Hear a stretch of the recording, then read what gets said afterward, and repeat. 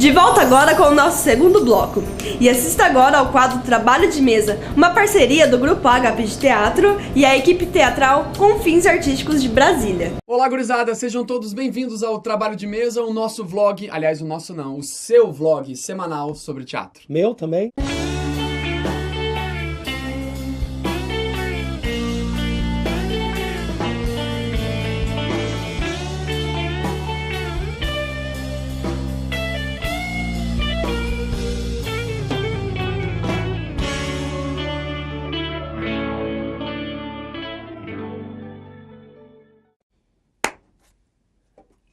O tema dessa semana foi escolhido pelo Heineken e pela Estela.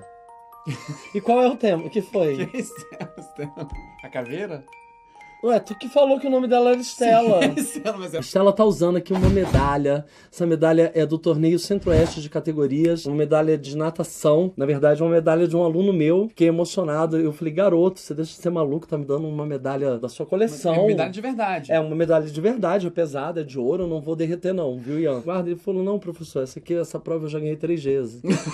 Ele falou, poxa, professor, eu nunca fui tão incentivado. Isso quer dizer o quê, né, gente? Que a gente não tem uma política educacional que preste. Que aquele garoto tinha que estar nadando todo momento da vida. Então, o Ian Cabuloso tá aqui, a Estela, sendo representado. Hoje nós vamos falar do naturalismo e do realismo no teatro. É importante ressaltar que essa é a terceira parte do vídeo sobre esse tema do realismo, Casa de Bonecas e a obra do Ibsen. Se tu não visse as outras duas partes, você pode clicar aqui. No primeiro vídeo foi o Leituras Alheias, um canal aqui de Brasília que fala sobre a temática feminista dentro da literatura. O segundo foi uma resposta a esse primeiro vídeo feito por nós aqui no Trabalho de Mesa. E aqui a terceira parte do contexto. Que é nossa e que vai ser o quê? O melhor. Tira essa parte que eles vão odiar isso. Mas aí vocês dão like e eles vão ver que é o melhor. Eu quero abrir o nosso conceito falando um pouquinho dessa temática, né? O que seria o realismo? A representação da realidade, tal qual. Ou seja, a representação mimética. Teatro realista ou movimento realista tem pinturas, quadros, literatura, teatro. O movimento realista é um movimento início do século XIX. E vai ter um aprofundamento de linguagem com a vertente da representação in natura. Quanto mais fiel a essa reprodução da vida em cena, mais aprofundamento de linguagem a gente vai ter. Aquele lance do trash de vie. Exatamente. A fatia da vida, né? Você Isso. tinha que ter em cena exatamente como a realidade é. E acabar com aquela onda do teatrão, né? Falar de maneiras pronunciadas. Que o horror falar. Gave me casters. Que ninguém fala assim. Porque a ópera foi num nível, assim, de exagero e pompas, não sei o quê. Chegou um momento que a galera talvez quisesse ver, não, vamos ver uma coisa mais de verdade, gente. Mais ou menos 1890, 1920, ou melhor, aquela virada de 1900. Se vocês forem estudar os anos de 1900, vocês piram total. Em 1900, você tem a invenção de tudo que é a vida agora.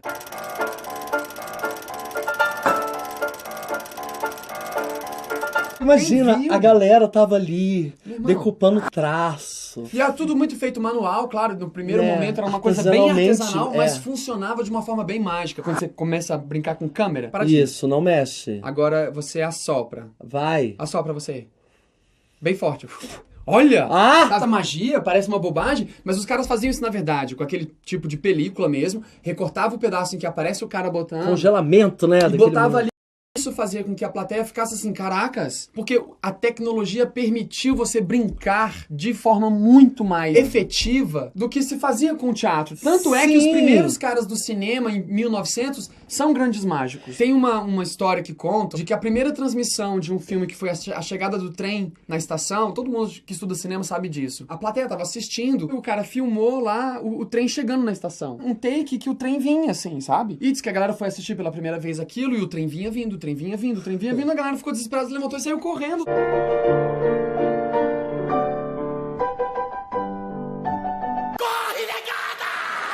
E na verdade mexia com a realidade. É isso que começa a mudar. A plateia começa a entender que a cena pode ser tão real quanto a própria realidade. E isso, obviamente, só é possível pelo fato da tecnologia ter funcionado. Você tem penicilina, criação de vacinas, estrutura de eletricidade, as estruturas iniciais da descoberta astronômica, a possibilidade de você descobrir planetas finais. Acho que em 1930, Plutão foi descoberto como planeta catalogado como planeta final. E principalmente, em 1900, a ciência toma conta da verdade. Dava pra você resolver os problemas sem botar a culpa no Deus. Você gostou dessa parte? Eu gostei dessa parte. Ele gostou particular. Eu acho que a gente vive num mundo assombrado pelos demônios. Eu acho que as pessoas estão muito apegadas a conceitos muito fantasmagórico. Graças a Deus. A Gustavo, ciência... deixa as pessoas. Não, tudo bem. Só que eu fico com um pouco de receio que essas características do meu signo, da minha religião, do meu Deus, não sei o quê, às vezes...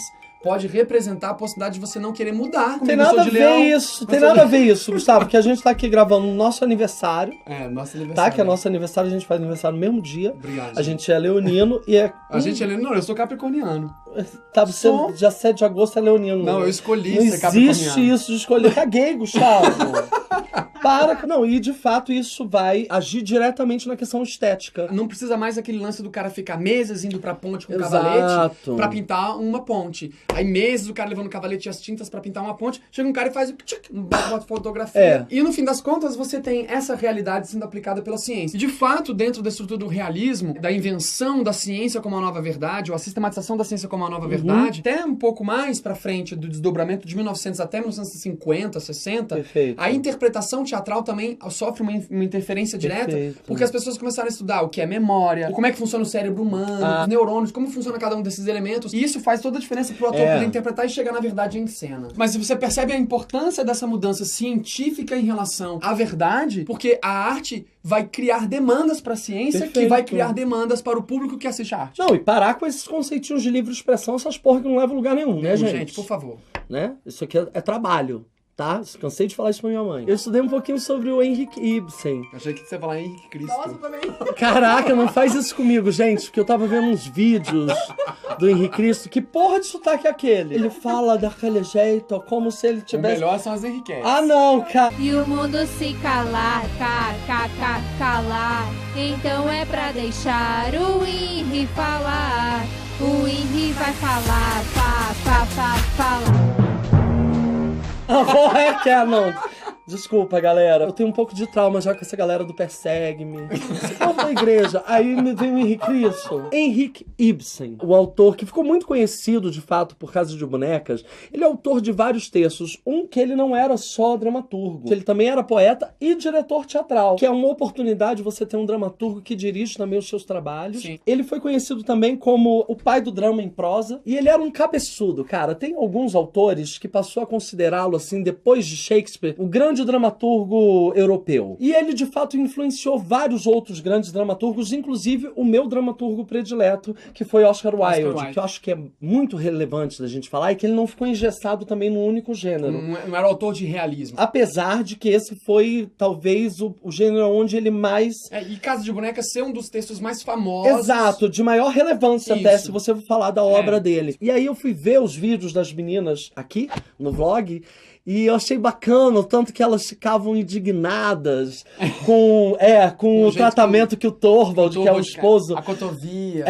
Trata ela, pomba rola. Pomba rolinha, minha né? rolinha. Elas quase falam, minha rolinha, você bota um pi, tá? Porque eu tenho esse combinado com meus alunos, que Tá. sempre que eu falo palavrão, Eles ouvem um, ainda mais quando tudo vem à tona, todo o esforço que ela faz pra salvar esse cara. E eu fiquei, assim, chocado, tanto de coisa que vai acontecendo. Num único ato. Você chega no terceiro ato e você fala, caraca, dá pra fazer uma novela. Daquele contexto que eu me referi, as descobertas científicas fazendo uma diferença muito grande nos produtos artísticos, nesse tipo de espetáculo você enxerga isso na questão dos conflitos psicológicos do personagem. Os personagens fazem uma curva, né, que você não imagina na hora que inicia aquele espetáculo. Daquele jeito, todo com uma cotovia, quase sem profundidade. Ela uma chega bonequinha num idiota. salto ao final, que parece que Torvald tá querendo salvá-la depois que chega a promissória. Ah, então não deu ruim, e eu vou poder então, minha flor, te recompensá-la, e ninguém ficará sabendo. Ela falou, ninguém ficará sabendo, vírgula, você estava mais que certo, eu não tô nada preparada pra criar os nossos filhos. Cuida aí desses moleques, Fica aí, filhão. né? Eu não tenho realmente maturidade não, quem sabe a vida. Que é uma característica muito específica desse período, né? De você poder aprofundar não só na psicologia do personagem, Exato. mas também no desenvolvimento de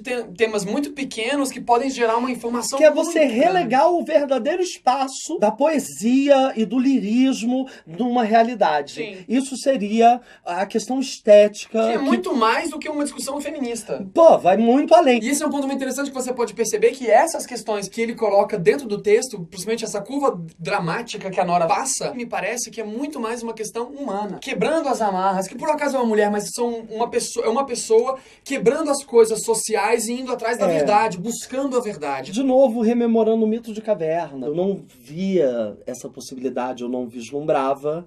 E agora, diante disso, eu vou em busca daquilo que eu passo a E vislumbrar. é engraçado o ciclo que o realismo tem em relação ao Renascimento, que tem em relação à Grécia Antiga. Exato. Né? E você colocar o mito da caverna como uma referência. É muito interessante como esse aspecto de querer lutar por liberdade contra a religião, contra as amarras sociais, contra a opressão, sei lá o quê, ela é cíclica, né? Rolava na Grécia, rolava no Renascimento e agora tá rolando no realismo novamente. Em busca do quê? De uma visão antropocêntrica novamente, isso, né? Isso. O ser humano construiu as pirâmides. Vamos parar de atrelar isso. né, Nós gente? podemos. Because I want to tell them, yes, we can.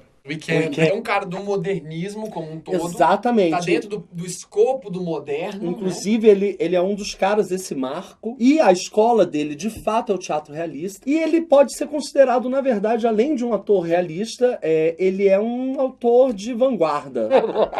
Os textos dele geravam um leve escândalo. Ele flertava com outros gêneros, mas Exato. pagava a conta com realismo. É. O teatro realista, da forma como ele era mais tradicional, ele era mais visitado, mais patrocinado, mais pago. Só por uma questão de mercado, ele funcionava um pouco mais. E pra também você pegar um texto desse, tão primoroso, a gente não teria como não falar do nosso incrível, talentosíssimo, um imortal do teatro, né? Konstantin Stanislavski. É importante colocar que ele tem um aspecto muito grande da psicanálise, da psique humana, o desenvolvimento da teoria do Freud. Essa linha de se pesquisar o cérebro e como funciona. Exato, e que vai coadunar justamente com todos esses conceitos que estavam em voga na estética realista e naturalismo. Por exemplo, a fé cênica. Que tem tudo a ver com aquele conceito que a gente estava falando, né? Da mímese teatral, da representação fiel da realidade, simulando a natureza, né? Essa fatia da vida tal qual. Ou seja, eu finjo ser você. Finge que acredita. Quanto melhor eu finge ser. Mais eu acredito. Isso se refere, às vezes, a pequenas coisas. A pegar uma caneca, Exatamente. a fumar um cigarro, abrir uma porta ou esperar um telefonema. Em parte, essa interpretação realista também se deu pelo fato do público ficar um pouco mais exigente em relação à realidade e, principalmente, porque também não dava pra você montar uma peça de teatro e que o ator ia fazer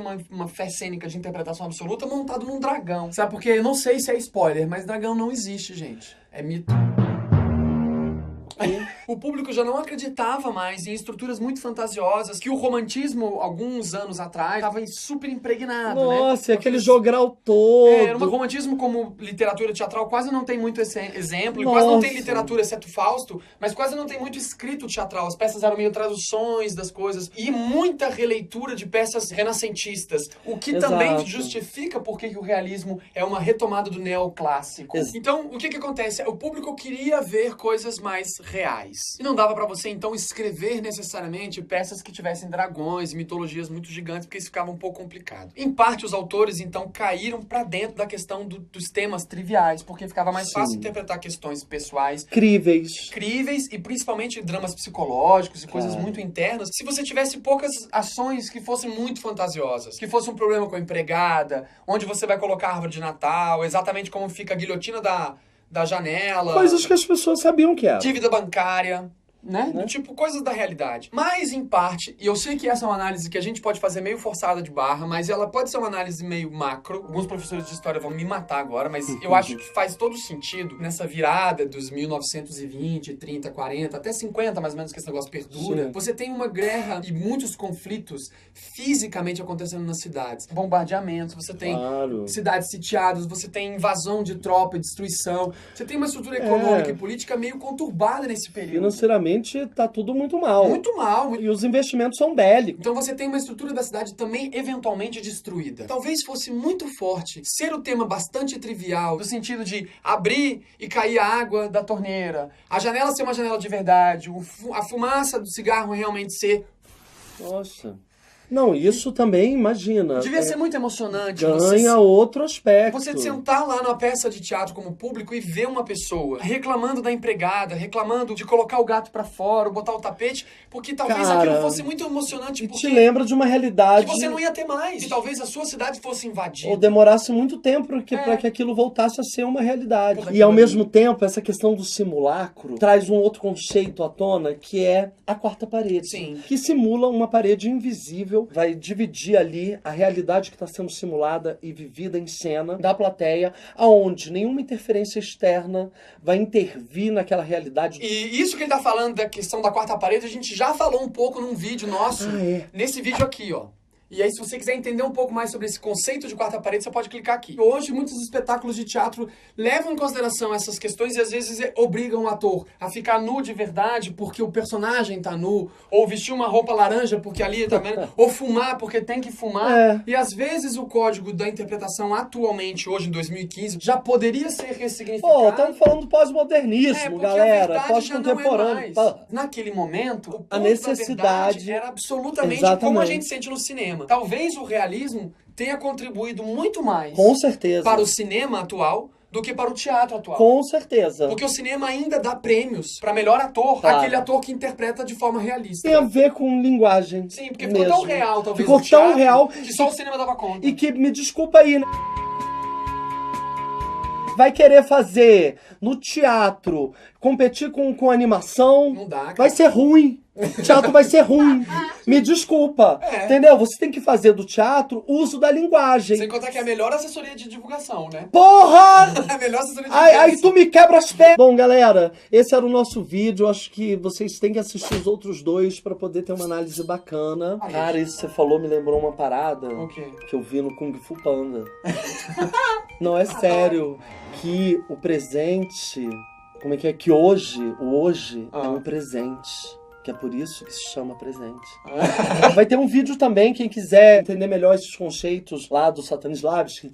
Vai ter um vídeo com o Hugo Veiga. O Hugo Veiga é um professor de excelentíssima qualidade aqui de Brasília que está sendo convidado oficialmente agora para participar de um vídeo sobre o Stanislavski. Não queria, Hugo? Ele lê russo, esse cara. Ele lê o quê? Esse foi o nosso vídeo. Eu espero que de alguma forma isso tenha contribuído para o estudo de vocês. Nosso intuito, de fato, é fazer uma divulgação. A gente está aqui cumprindo nosso papel de divulgação científica também. A escola não tá pagando, a gente tá aqui porque a gente quer. A gente quer mesmo. E ela tá se beneficiando, a gente podia cobrar, né? Não é? Aí, ó, se curtiram esse vídeo, se acharam ele interessante, compartilhe e passe ele pra outras pessoas. Se inscrevam no canal, Por favor, galera. se inscrevam no canal, galera. Curte aqui embaixo, dá um like, porque isso ajuda muito o nosso trabalho. A gente faz isso aqui como um trabalho e a gente precisa que você também, não te custa nada clicar rapidinho, né? Já clicou? Viu, mãe? Se minha mãe vê que vocês deram um like... Não se esqueça também de nos acompanhar nas nossas redes sociais, no Instagram e no Facebook. No Instagram a gente posta coisas de bastidor e tal. No Facebook a gente divulga os nossos cursos de teatro e tudo mais que a Ética tem pra oferecer. Tá. Muito obrigado a todos. Obrigado. E até mais.